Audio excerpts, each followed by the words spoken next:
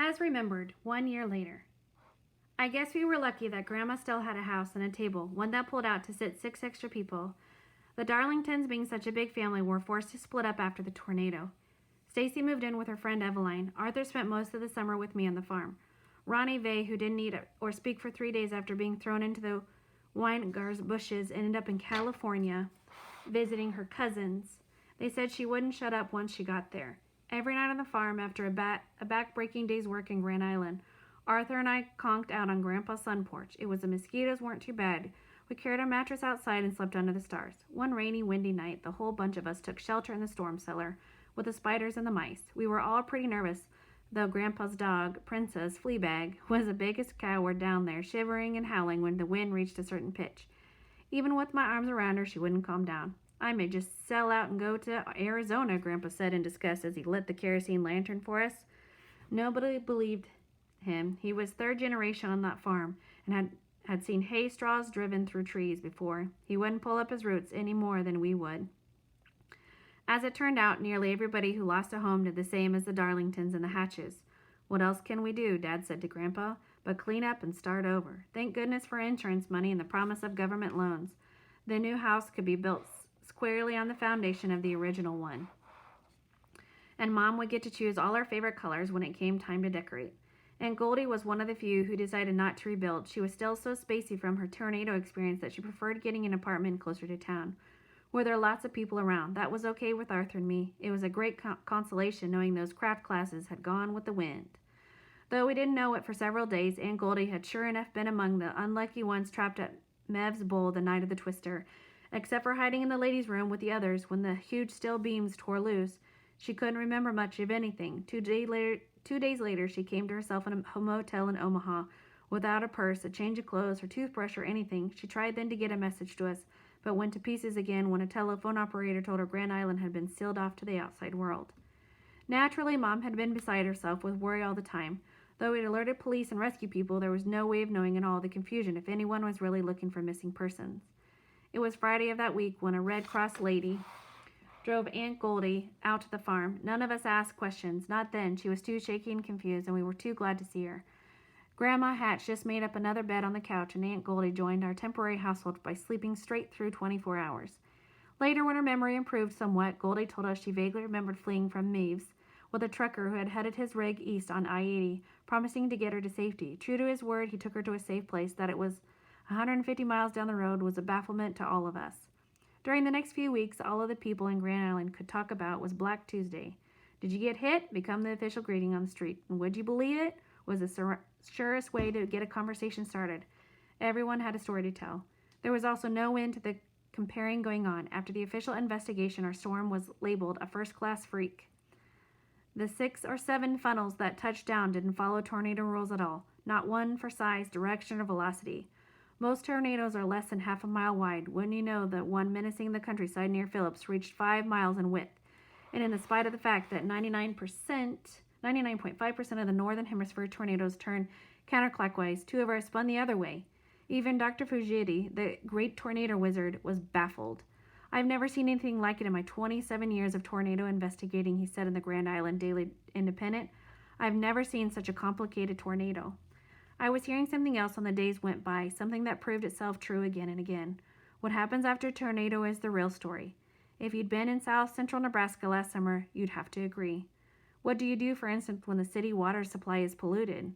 When you aren't allowed to drink what isn't in the pipes, even if you had a faucet to turn on? Morning, noon, and night were guzzled root beer, Pepsi, and Uncola drink, or Dr. Pepper, whatever we could get. I never thought I'd get sick of drinking soda pop, but I did. Furthermore, what do you do when you don't have clothes to wear except the ones on your back? Food to eat, a place to go to the bathroom, things you can get hairy. You find yourself swapping a perfectly good wristwatch out you found in the trash heap for a candy bar because you need the energy. Then the girl with the watch swaps it for a t-shirt that's cleaner than the one she's wearing. After a couple days, the meat begins to rot and stink in the grocery stores because there's no electricity. Strange dogs and horses start hanging around who need food and water as much as you do. By and by, there's talk of looters coming in night to steal whatever's left, and every day the humidity soaring and the hot sun beating down. You wonder how you'll get rid of the tons and tons of debris piling up everywhere. Like Dad said, you just raise up your head and yell, "Help!" That's when the miracle happens. Suddenly, everyone became our neighbor. The National Guard, REACT, the Red Cross, volunteers who owned homes had been in touch. Neighbors were coming out of the woodwork. As the saying goes, the Mennonites arrived in droves, rolled up their sleeves, and dug in.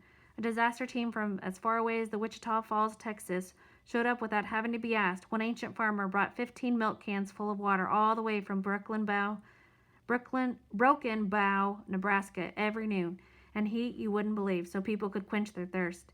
In our neighborhood, Miss Smiley was a shining example. She got the Mennonites to move her 2 big tables out on the grass, then conned those young men into passing 87 jars of canned goods through the basement window. Every day she'd served applesauce, plums, cherries, and lukewarm stewed tomatoes to anyone who needed to eat, in floured paper cups yet. Miss Smiley's open house, which really was open to the sky, became a neighborhood gathering place. It was great to lie there in the shade of a cottonwoods for a minute when you needed to rest and gather your wits. Arthur and I and our dads did it several times. No wonder the Presbyterian Men's Club turned out full force the next weekend to start Miss Smiley's new roof. To tell you the truth, though, that tickled her the most was having Arthur and me return our old screen door. Arthur found it unharmed exactly where he stashed it in his basement. With one of us at each end, we carried it from his place to hers. "It'll look wonderful on my new back porch," Mrs. Smiley chortled gleefully, greeting the colorful patches like old friends. "I'm so glad you saved it for me." Even the President of the United States dropped by to see us mopping up. Even he became our neighbor. "You won't be forgotten," promised Jimmy Carter, speaking from a foundation in the midst of our sand crane rubble. And we weren't. By the middle of August, Arthur's family had a government-issued trailer to live in, rent-free. A week later, ours arrived. Up and down the street, hookups were installed, and families moved back to their properties. By the time school started, our neighborhood looked like a trailer town for sure. Mom's only complaint was that Ryan couldn't make it through his nap for all the hammering and sawing going on outside. Now our entire year has passed since that black letter day in June. I've gone through 4 inner tubes on the new Voyager Grandpa bought me. I also finished the 7th grade in that period of time and got an A on my science project. It wasn't easy, but I managed to demonstrate how radical changes in atmospheric pressure can cause sucking sounds in a person's drain pipes.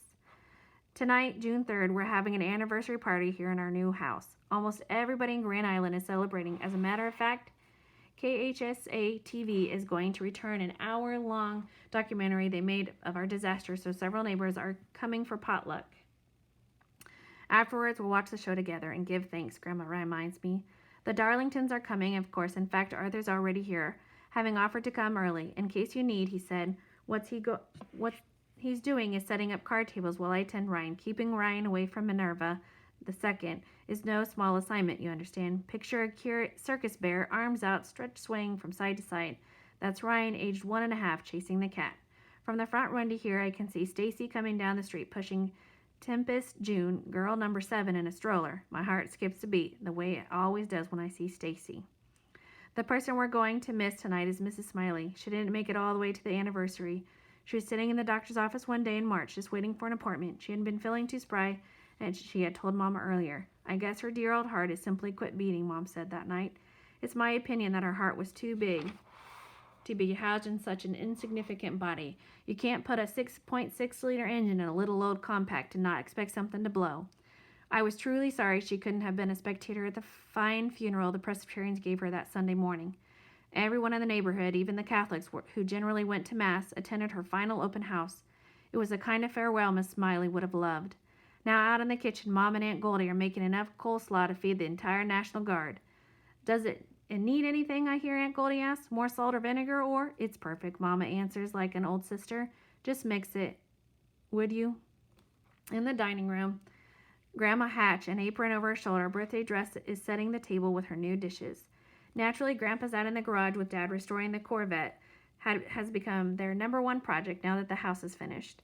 I can smell coffee coming from the big 24-cup urn Mom borrowed from the Millers, so I know I'll soon be asked to help with something. Sure enough, over Ryan's gurgly laugh on capturing the cat comes the urgent voice sailing in from the kitchen. "Would you and Arthur put paper plates on the card table stand? Napkins and forks in here. And hurry, we're running behind." "Roger," we say together, heading for the bathroom to wash our hands. Arthur's grinning like me, and I know his mind is the feast only minutes away.